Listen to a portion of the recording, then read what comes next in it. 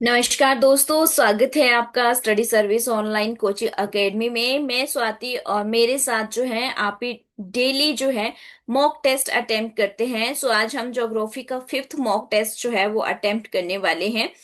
तो अगर आप में से भी जो है चाहते हैं कि ज्योग्राफी जो है आप मेरे साथ कंसेप्चुअल बेस्ड जो है अंडरस्टैंडिंग क्रिएट करें, तो आप ऑनलाइन कोचिंग हमारी ज्वाइन कर सकते हैं। ऑनलाइन हमारा बैच जो है वो रनिंग पे है। इसके लिए आपको 7591046600 पे व्हाट्सएप करना है और अपनी ऑनलाइन कोचिंग घर बैठे आप ज्वाइन कर सकते हैं।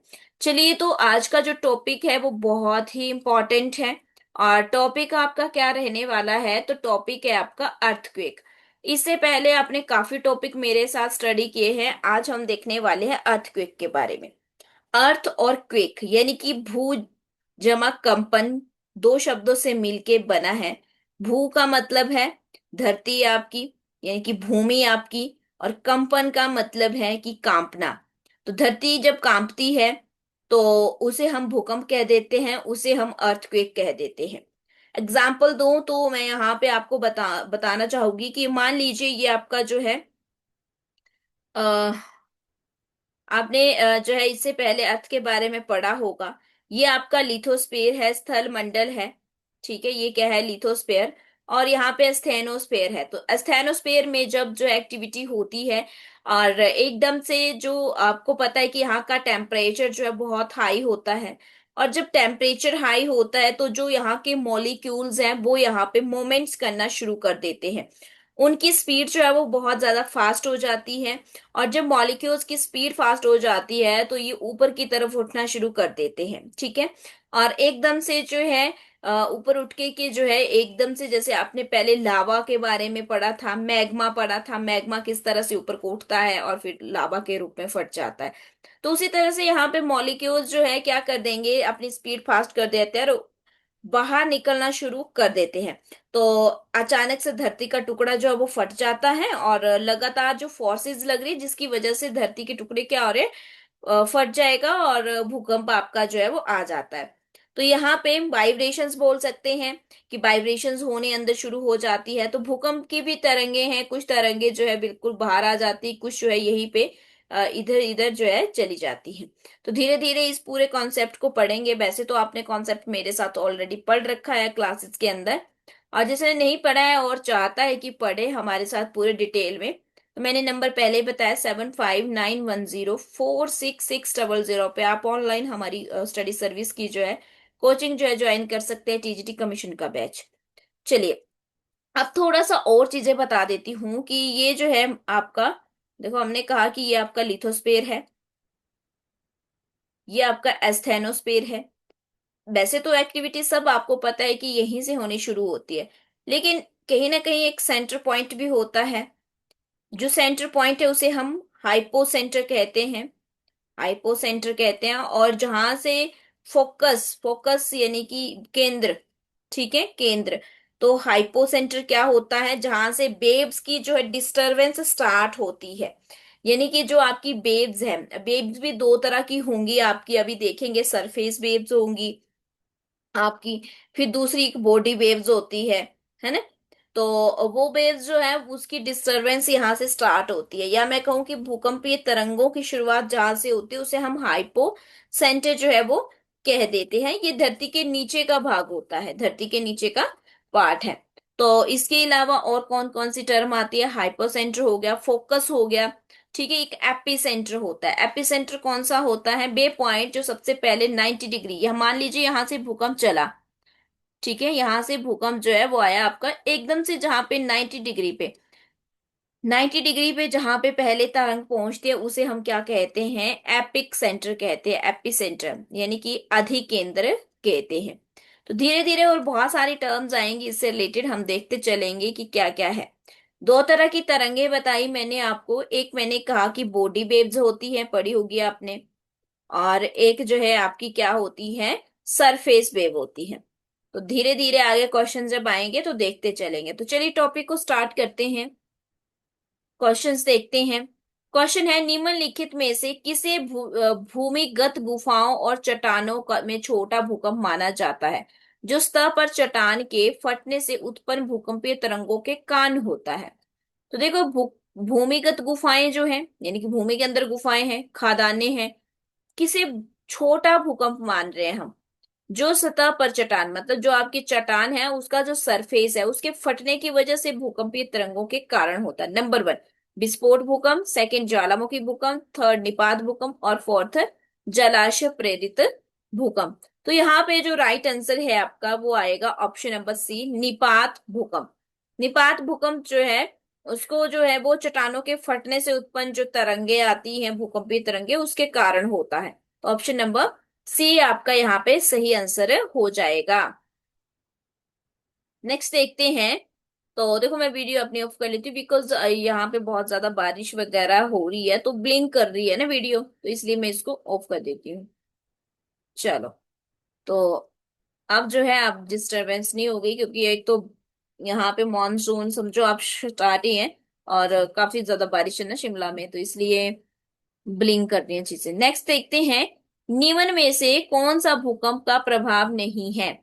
तो आपने बताना है कि ऐसा कोई भूकंप, भूकंप का मतलब मैंने पहले ही कहा कि भूमि का कांपना क्या होता है, भूमि का कांपना होता है, जिसका अर्थ है कि भूमि के भीतर, यानी कि जो लैंड है आपकी या भूमि है, धरती है, उसके नीचे जो है कंपन या हलचल शुरू होती है, जिसकी वजह से जो हमारा सरफेस होता है वहां पे अचानक से हलचल होनी शुरू हो जाती है, और एनर्जी जो है वो निकलनी शुरू हो जाती है, एनर्जी जो है वो रुक नहीं पाती है, मतलब यानी कि फोर्सेस लग रही हैं नीचे, जिसकी वजह से भूकंप हमें देखने को मिल रहा है। ठीक है, बहुत सारे आपने जो है प्लेट टेक्टोनिक थ्योरी पढ़ी होगी या और भी थ्योरीज पढ़ी होंगी, उसमें देखा है कि किस तरह से भूकंप आ रहे हैं। तो प्रभाव नहीं है भारी वर्षा का, हिम संकलन का, सुनामी का, मृदा द्रवीकरण का। तो देखो भारी वर्षा वो कोई भूकंप से नहीं होती है। हाँ, भूकंप अगर आया तो सुनामी भी आ सकती है, हिम संकलन भी आपका हो सकता है ना, या फिर मृदा द्रवीकरण भी हो सकता है, लेकिन भारी वर्षा जो है वो कोई भूकंप का जो है वजह से नहीं हो रही है। नेक्स्ट देखते हैं, भूकंप के केंद्र का पता लगाने के लिए कितने भूकंप स्टेशनों की आवश्यकता होती है। तीन होती है अभी। कितने होती है? तीन। तो भूकंप के केंद्र या अधि केंद्र का पता लगाने के लिए कि भूकंप कहाँ से आया है, और उसके लिए हमें जो है तीन केंद्रों की जो है आवश्यकता होती है। मैं आपको थोड़ा सा बता दूं, तीन टर्म्स आती हैं। एक होता है सिस्मोग्राफ, सिस्मोग्राफ होता है। एक रिएक्टर स्केल होता है, सभी ने सुने होंगे रिएक्टर स्केल। और तीसरा हमारे पास आता है मरकाली स्केल। तो मरकाली स्केल का तो अब हम यूज नहीं करते हैं, पहले यूज किए जाते थे, इसे तो काट ही दीजिए। अब देखो जो सिस्मोग्राफ होता है उससे वो सेंटर पे लगाया जाता है, मतलब सेंटर जो मैंने कहा तीन सेंटर में लगाया जाता है, जिससे हमें ये पता चलता है कि भाई भूकंप आया है या नहीं आया है। ठीक है, भूकंप आया है या नहीं आया वो सिस्मोग्राफ से पता चलेगा।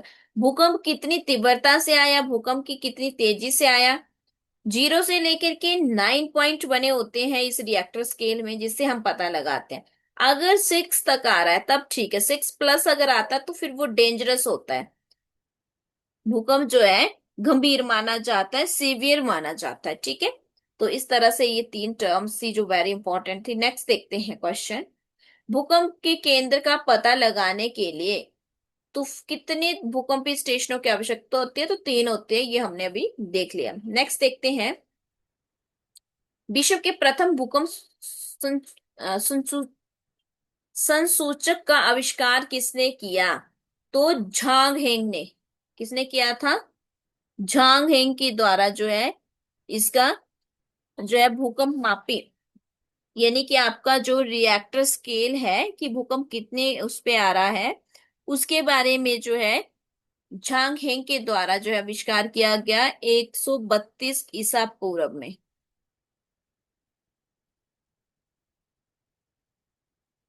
तो ये चाइना के थे, और ये ज्योग्राफी और अगर हम कहें ज्योग्राफी और मैथमेटिक्स के जो है साइंटिस्ट हैं आपके, या कहें कि जियोलॉजिस्ट हैं आपके। तो वर्तमान में जो आप भूकंप को मापते हैं वो तीन सूचकों का प्रयोग किया जाता है, हमने पहले भी कहा ऊपर। नेक्स्ट देखते हैं, पृथ्वी की आंतरिक संरचना के संदर्भ में निम्नलिखित कथनों पर विचार करिए। अब देखो, इस तरह से हमने पहले भी अर्थ की आर्थिक संरचना देख चुके हैं। ये आपका लिथोस्फीयर था, है ना। इस तरह से हमने जो है देख रखा है पूरा का पूरा अपना, यहाँ जैसे कोर है आपका।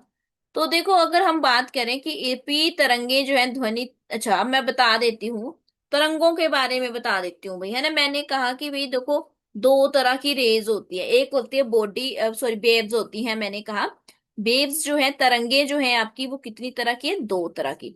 एक है बॉडी वेव्स। अब जो बॉडी वेव्स है उसमें दो तरह की आगे और तिरंगे होते हैं, बॉडी वेव्स में भी कितनी होती है, दो तरह की। कौन कौन सी? एक पी वेव्स और एक आपकी एस वेव्स होती है, ठीक है। तो पी वेव्स की अगर बात करें तो ये प्राइमरी वेव्स हैं, प्राथमिक है आपकी, प्राइमरी वेव्स हैं। और एस वेव की बात करें तो ये सेकेंडरी है, सेकेंडरी वेव्स हैं, ठीक है।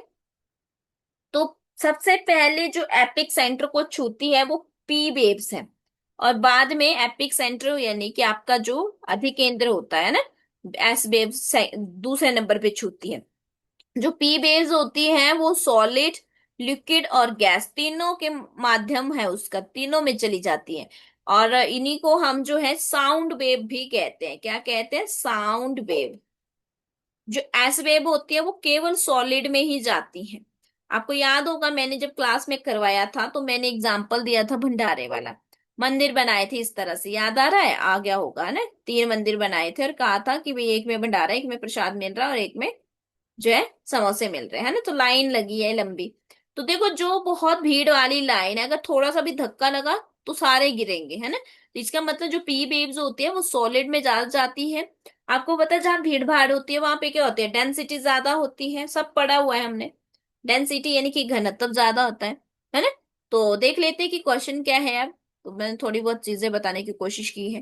पी तरंगे ध्वनि तरंगों जैसी है, पी तरंगे साउंड तरंगों जैसी है, बिल्कुल। ये केवल ठोस पदार्थों से होकर के गुजरती है, नहीं जी, क्योंकि क्या, हमने कहा सॉलिड, लिक्विड और गैसेस तीनों में गुजरती है। तो पहला ऑप्शन हो गया गलत। सेकंड है, महाद्वीपीय भूपट्टी की औसत मोटाई 30 किलोमीटर है, बिल्कुल है, ठीक है। धराते तरंगे भूकंप लेखी पर अंत से अभिलेखित होती है, यस। यहाँ पे कौन सी है, यहाँ पे कौन सा आंसर सही हो जाएगा आपका? तो यहाँ पे जो आपका सही आंसर है भाई, ऑप्शन नंबर बी। दो और तीन जो स्टेटमेंट थी वो आपकी बिल्कुल सही है।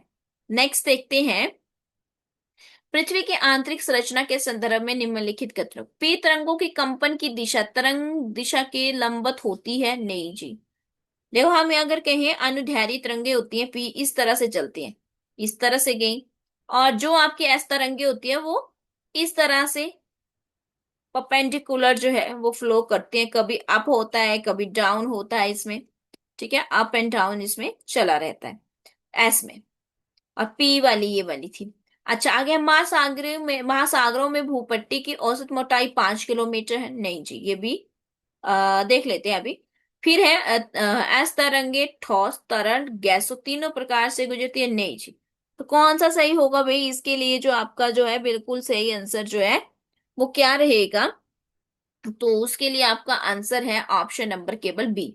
तो भूपट्टी वाला जो है वो सही है, बाकी दोनों ऑप्शन है गलत है। नेक्स्ट देखते हैं, भूकंप के संदर्भ में निम्नलिखित कथनों पर विचार कीजिए। वे स्थान जहां से भूकंप की ऊर्जा निकलती है उसे अवकेंद्र कहा जाता है, उसे अवकेंद्र कहा जाता है, नहीं जी, उसे क्या कहते हैं हम? एपिक सेंटर कहते हैं, अधिकेंद्र कहते हैं, है ना। सेकंड है, भूतल पर वे बिंदु जो उद्गम केंद्र के समीप होता है अधिकेंद्र कहलाता है, बिल्कुल सही है। अधिकेंद्र वे बिंदु है जो भूकंप के उद्गम केंद्र के नीचे ठीक होता है, बिल्कुल सही। ऑप्शन नंबर जो है यहाँ पे सी जो है वो, एक सेकंड देख लेते हैं फिर से, मैंने कुछ गलत तो नहीं बोला। नहीं, बिल्कुल सही है सी ऑप्शन, एक और दो। ओहो, मैंने क्या बोल दिया, एक सेकंड रुकिए, दोबारा से मैं इसे चेक कर लेती हूँ। क्या बोला था, गया था, दोबारा से पढ़ते हैं इसको, है ना। एक और बीस बिल्कुल सही है, तो इसका मतलब हमारा ये बिंदु वाला ये गलत है यहाँ पे, और ये अवकेंद्र है, बिल्कुल सही है, ठीक है। एपिक सेंटर, दो दो चीजें है ना, एक फोकस है एक एपिक सेंटर है। तो यहाँ से फोकस बोल सकते हैं, हाइपो हाइपर सेंटर भी बताया था मैंने आपको, और इसे कहते हैं एपिक सेंटर। कई बार क्या होता है ना, क्वेश्चन हिंदी में लिखे हैं और ऑलरेडी हम इंग्लिश में पढ़ा रहे हैं और पढ़ रहे हैं। वैसे तो मैं दोनों बायलिंगुअल ही पढ़ाती हूँ आपको क्लास में, पर फिर भी ज्यादातर मेरा अपना जो है रहता है वो इंग्लिश ही रहता है ना। तो वैसे तो मैं दोनों में ही एक्सप्लेन करती हूँ आपको, लिखवाती भी दोनों में ही हूँ, तो फिर भी हो जाता है कई बार, है ना। चलो, पृथ्वी की आंतरिक संरचना के संदर्भ में, नंबर 1, भूगर्भिक तरंगे उद्गम केंद्र से ऊर्जा को मुक्त कर होने के दौरान पैदा होती है। सेकंड है, अधिक डेंसिटी वाले यानी कि घनत्व वाले पदार्थों में भूकंप तरंगों का वेग कम होता है। नेक्स्ट है, भूगर्भिक तरंग दो प्रकार की होती है और इन्हें पी और एस तरंगे कहा जाता है। तो सी तो बिल्कुल सही है यहाँ पे आपका, सी ऑप्शन जो है, मतलब तीसरा जो स्टेटमेंट है वो तो बिल्कुल सही है, और साथ में फर्स्ट स्टेटमेंट सही है, तो ऑप्शन नंबर डी जो है वो आपका बिल्कुल सही है। नेक्स्ट है, पृथ्वी के आंतरिक संरचना के संदर्भ में निम्नलिखित कथनों पर विचार करिए। थोड़ी स्टेटमेंटल क्वेश्चन है आज। पृथ्वी की भूपट्टी बहुत ही भूगर होती है। सेकंड है, एस तरंगे तरंगों की दिशा में समांतर और कंपन पैदा करती हैं। थर्ड है, धरातली तरंगे सबसे अधिक विनाशकारी होती हैं। ठीक है, विनाशकारी समझी जाती है, तो धरातली तरंगे सबसे अधिक विनाशकारी समझी जाती है। नेक्स्ट है आपका, तो यहाँ पे जो सही आंसर है, फर्स्ट और थर्ड जो स्टेटमेंट है हमारी वो बिल्कुल सही है, ऑप्शन नंबर डी। देखो यहाँ पे जो सेकंड स्टेटमेंट है, तिरंगों की दिशा में समांतर, नहीं जी, ऐसी ही होती हैं। देखो, एस वेव्स ऐसी होती हैं और पी वेव्स ऐसी होती हैं, समांतर जो है वो पी वेव्स है आपकी। नेक्स्ट है, पृथ्वी की परत की भीतर जो है हलचल का अध्ययन किसके द्वारा किया जाता है? कौन करता है पृथ्वी के अध्ययन अंदर? भूकंप विज्ञान, कि क्या हो रहा है ना, सिस्मोग्राफ जो है जिसके द्वारा हम जो है पता लगाते हैं कि क्या क्या चीजें चल रही है अंदर। तो ये सब जो है ज्योग्राफी के आपके इम्पोर्टेंट भूकंप वाला, अर्थक्वेक वाला चैप्टर था। साथ ही साथ में एडमिशंस हमारी ओपन है, एचपीटीजीटी बैच, चाहे आपका टैट है चाहे आपका कमीशन है, आर्ट्स मेडिकल नॉन मेडिकल, ये कमीशंस के लिए बैच अवेलेबल है, रनिंग है। और अगर आप टैट की तैयारी कर रहे हैं तो टैट के लिए आप medical, non medical, arts, JVT और एलटी, ये सब बैच हमारे पास मिल जाते हैं। इसके लिए आपको करना क्या है, आपको 7591046600 पे व्हाट्सएप कर सकते हो, कॉल कर सकते हो और इंक्वायरी ले सकते हो। दिसंबर के लिए बैच हमारे टैट के भी शुरू हो चुके हैं, और जो टीजीटी कमीशन है उसके तो बैच रनिंग पे ही है, तो आप उनको ज्वाइन कर सकते हैं। थैंक यू सो मच, मिलेंगे नेक्स्ट क्लास के अंदर।